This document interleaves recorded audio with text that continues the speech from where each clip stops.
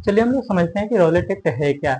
देखिए, ब्रिटिश अधिकारियों का मानना था कि भारत में बहुत ज्यादा क्रांतिकारी दंगा हो रहा है। यानी जैसे हम लोग समझ सकते हैं कि 1914 से 18 में हम लोग को पता है कि विश्व युद्ध चल रहा था, है ना।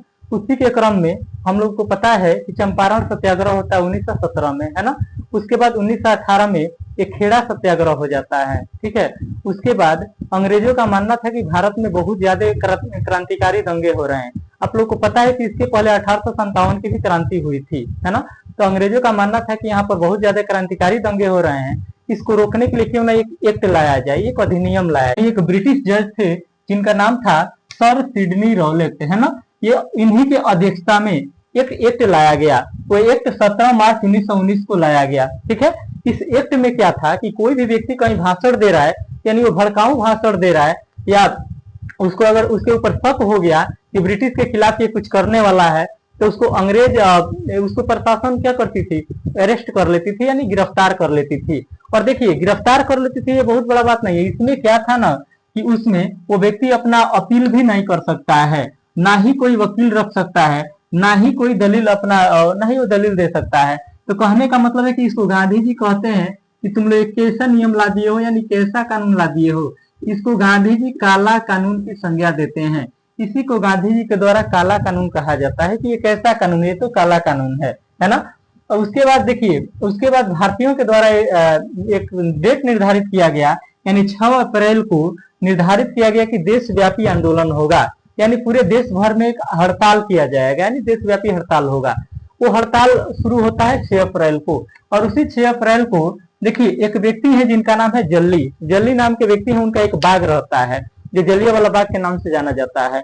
तो व्यक्ति ने उसी उसी बाग में, है ना, पंजाब के अमृतसर में वो पड़ता है, वो पंजाब के अमृतसर में है। हम लोग जानते हैं कि वहां से पंजाब से 2 नेता रहते हैं लोग, यानी भारतीय नेता, जिनका नाम है डॉक्टर सतपाल और सैफुद्दीन किचलू, है ना।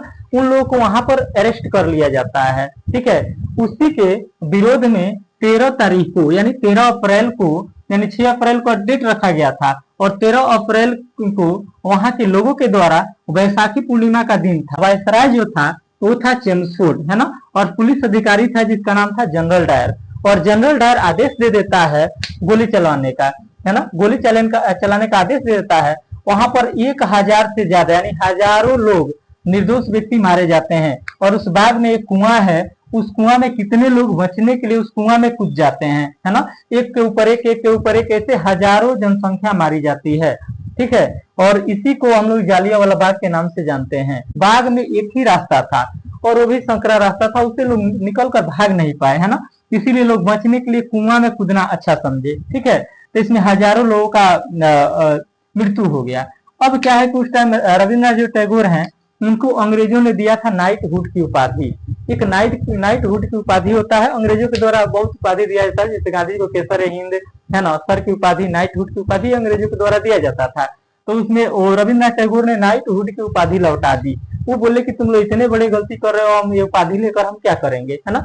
अब ये जनरल डायर ने गलती किया या नहीं किया, उसके लिए एक जांच कमेटी बैठाया गया। अंग्रेजी ब्रिटिश के ऊपर बहुत ज्यादा दबाव पड़ा, उन्होंने एक जांच कमेटी बैठाया, और उस जांच कमेटी में 8 सदस्य रखा उन लोगों ने, है ना। 8 में 5 अंग्रेज रखा और 3 भारतीय रखा।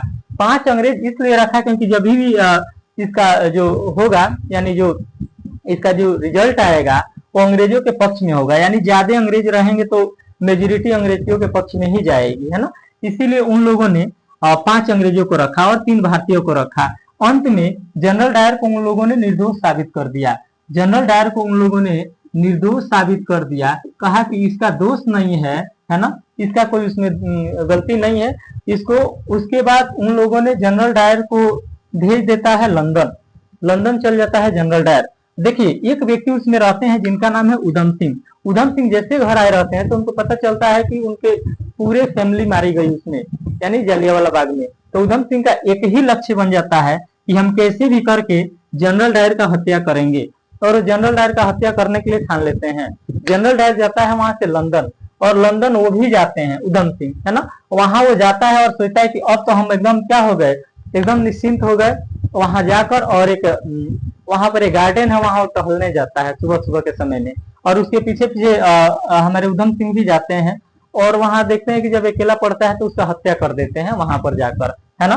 तो 1940 में उधम सिंह द्वारा जनरल डायर का हत्या कर दिया गया लंदन में, ठीक है। तो चलिए यही कहानी था रौलेट एक्ट और जालियांवाला बाग हत्याकांड का।